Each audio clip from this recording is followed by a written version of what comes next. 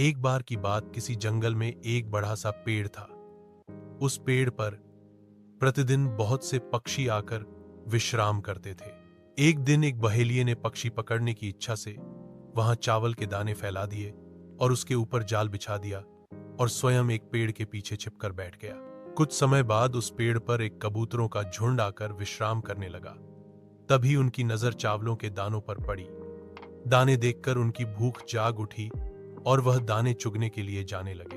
तब उनके मुखिया ने उन्हें समझाया कि उसे इन दानों के पीछे कुछ गड़बड़ लग रही है, इसलिए उन्हें यह दाने नहीं चुगने चाहिए।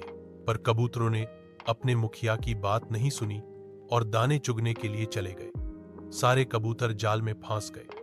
उन्हें अपने मुखिया की बात न मानने तथा लालच करने की सजा मिल गई। उनके मुखिया ने उन्हें एक दिशा में उड़ने के लिए कहा।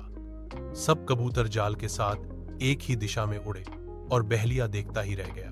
सब कबूतर अपने मुखिया के दोस्त चूहे के घर जा पहुंचे। चूहे ने अपने पैने दांतों से जाल काटकर कबूतरों को मुक्त कर दिया।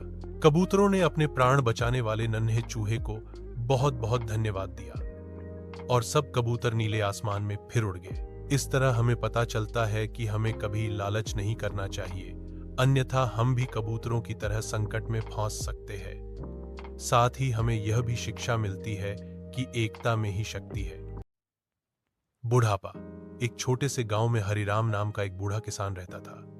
उसने पूरी जिंदगी मेहनत करके अपना घर, जमीन और संपत्ति बनाई थी। उसके 3 बेटे थे जो अब बड़े होकर अपने अपने काम में व्यस्त थे। लेकिन जब हरिराम बूढ़ा हो गया और चलने फिरने में असमर्थ हो गया तो उसके बेटों ने उसकी देखभाल में रुचि लेनी बंद कर दी।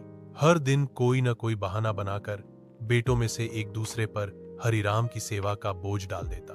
कई बार तो उसे भूखा सुला दिया जाता।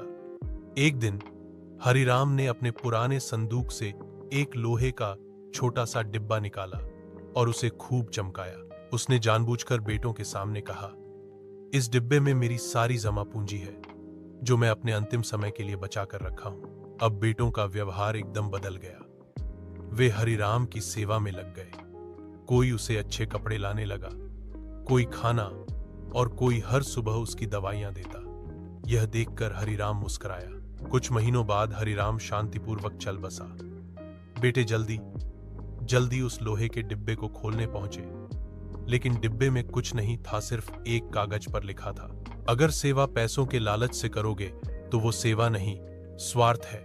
सीख, बुजुर्गों की सेवा धन के लालच में नहीं, प्रेम और कर्तव्य से करनी चाहिए। बुढ़ापा हर किसी का भविष्य है। जैसा व्यवहार हम आज करेंगे वैसा ही कल हमारे साथ होगा।